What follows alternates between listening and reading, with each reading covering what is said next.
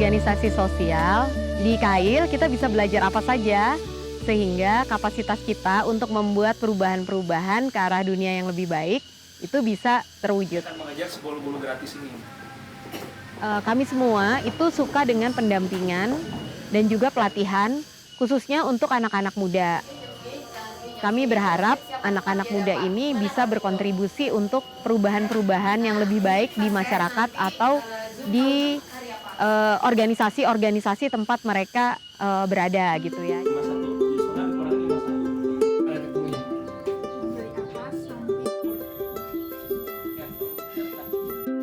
Nah, kalau kebun ini kebetulan karena Rumah Kail itu memiliki kebun yang luas, maka kami mengembangkan kebun dan bersyukur dengan adanya kebun, pilihan pelatihan dan pendampingannya bisa lebih banyak. Jadi kita bisa memanfaatkan kebun untuk berbagai tujuan, tidak sekedar untuk pelatihan berkebun itu sendiri, tetapi juga memanfaatkan ruang kebun itu sebagai sarana untuk misalkan proses team building atau self healing. Dengan berada di kebun tuh kita merasa lebih nyaman, bisa lebih senang, bisa step back dari rutinitas sehari-hari yang membuat kita penat dan refreshing singkat di Rumah Kail sehingga kembali ke tempat masing-masing dengan lebih segar.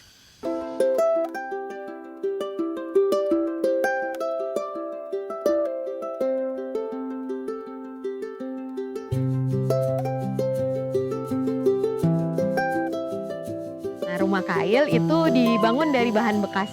Bagian atasnya terdiri dari rumah limasan yang hampir runtuh, ada 2 rumah yang direkonstruksi ulang sehingga menjadi satu rumah yang bagus, yang seperti yang kita lihat sekarang.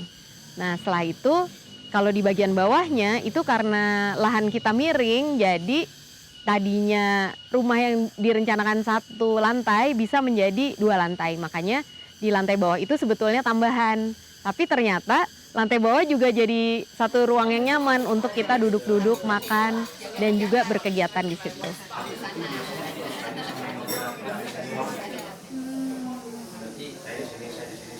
Karena Rumah Kail dari kayu itu rentan sekali terhadap serangan rayap.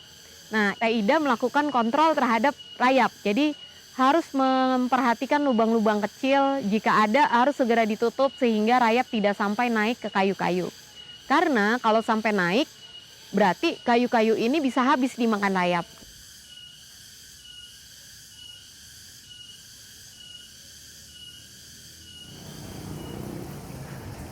Dulu pada waktu kebun kail masih pionir tahun 2008, ini isinya alang-alang dan kebun singkong. Nah, tapi sekarang sudah banyak tumbuhannya, termasuk tumbuhan-tumbuhan yang besar, pohon-pohon kayu yang diambil dari native spesies dari hutan-hutan di Jawa Barat. Cuma efek sampingnya di sini itu dari dulu itu nanam-nanam apa juga tentang itu rayap lah. Dulu mah tanahnya luat, tanah kayak tanah merah, mengempal banget gitu. Setelah diproses sama organik, banyak pohonan, banyak yang itu dibikin kompos, ternyata inilah ada hasilnya dari tanah juga jadi subur, nyaman buat tanaman juga gitu. Jadi Rumah Kail itu kan dan kebun kail dirancang dengan prinsip permaculture. Di dalam prinsip permaculture salah satunya adalah zonasi. Nah, ketika awal kebun kail itu dirancang, itu kami membuat denah-denah itu. Jadi ada yang disebut zona 0 yaitu Rumah Kail. Zona 1 adalah tanaman-tanaman kebun yang membutuhkan perawatan intensif dan sering dipanen gitu, yang kami butuhkan setiap hari. Terus di zona 2 adalah yang lebih sedikit membutuhkan perawatan. Kemudian di zona 3 adalah tanaman-tanaman yang berbuah tapi buahnya jarang, seperti setahun sekali atau 6 bulan sekali dan sebagainya. Nah, di zona 4 kita menanam tanaman-tanaman kayu yang kita butuhkan, misalkan bambunya untuk membuat kandang ayam atau untuk perbaikan rumah kail. Nah, jadi yang dipanennya tuh jarang setelah beberapa tahun. Nah, di zona 5 itu adalah zona yang kami biarkan liar, yaitu di dekat dengan sungai. Kompos itu buat apa, penyubur tanaman juga sih. Kalau ada kompos itu agak nggak menggumpal tanahnya juga gitu. Kalau cara bikinnya gimana kebutuhannya? Buat sayuran, kalau tentang organik, apakah buat sayuran, apakah buat buah-buahan seperti mangga, seperti apa, nah itu beda. Tapi sama-sama aja bikin komposnya gitu, cuman dari campurannya. Kalau kalau buat sayuran itu harus dibanyakin daunan yang ijo-ijoan. Jadi bertahap ada kohe, ada ijoan, ada coklatan gitu ya, daun-daun yang kering. Nah, itu harus dibanyakin yang basah, yang daun basah yang ijo gitu. Nah, itu kalau buat buah-buahan itu harus banyak yang coklatan. Karena itu kan apa, dibutuhkan jamurnya.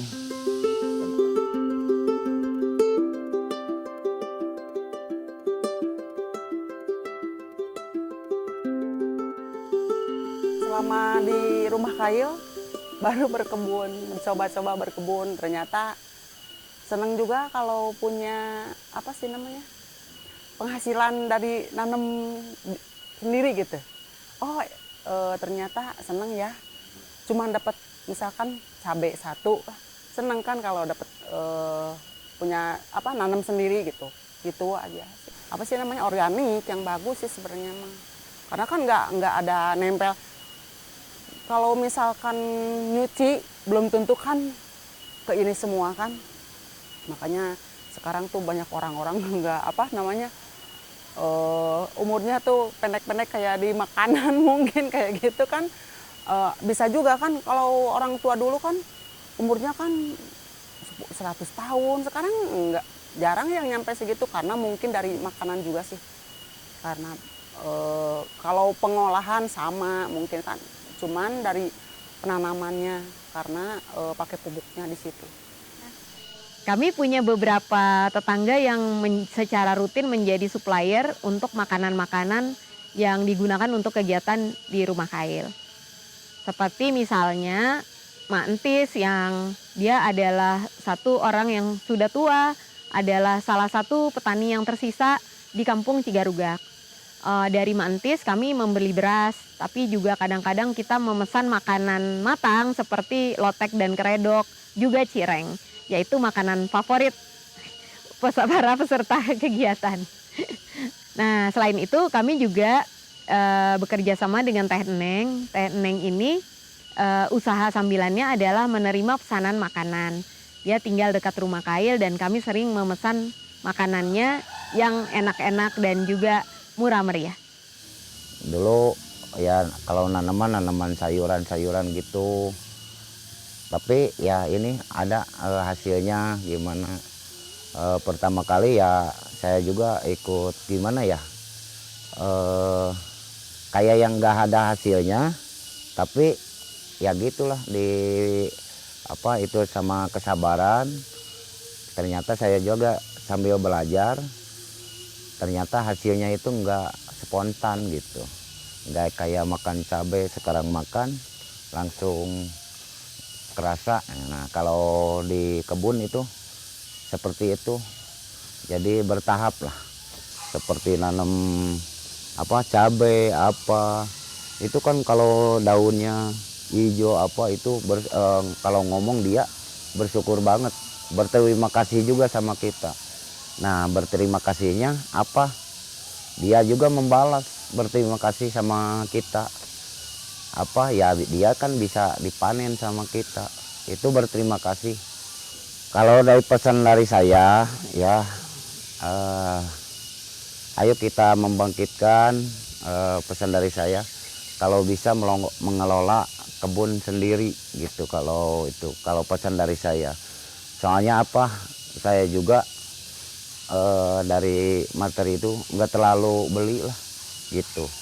apalagi gampang kalau itu nggak punya lahan luas juga, apa pakai pot, pakai apa itu nanam nggak jadi hambatan. Tapi itu juga sangat membantu gitu ya buat semuanya. Ayo kita junjung buat berkebun, buat apa, itu sangat membantu buat kita. Saya udah merasakan gitu, makan hasil sendiri itu, mantapnya bukan main. Yuk kita bangkitkan tentang kebun.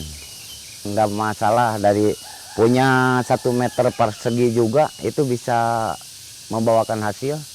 Mau nanam apalah, sosin lah, apalah, sayuran apa. Itu yang penting kitanya kesabaran, sabar dengan detil terus dipelajari. Insya Allah dia juga seperti tanaman ngasih bonus juga sama kita. Apa bonusnya? Dia juga mau ngasih makan sama kita. Soalnya kita sudah ngasih makan sama dia gitu, sama tanaman. Gitu aja buat semuanya. Ayo bangkitkan demi masa depan dan demi diri kita supaya nggak terlalu beli lah.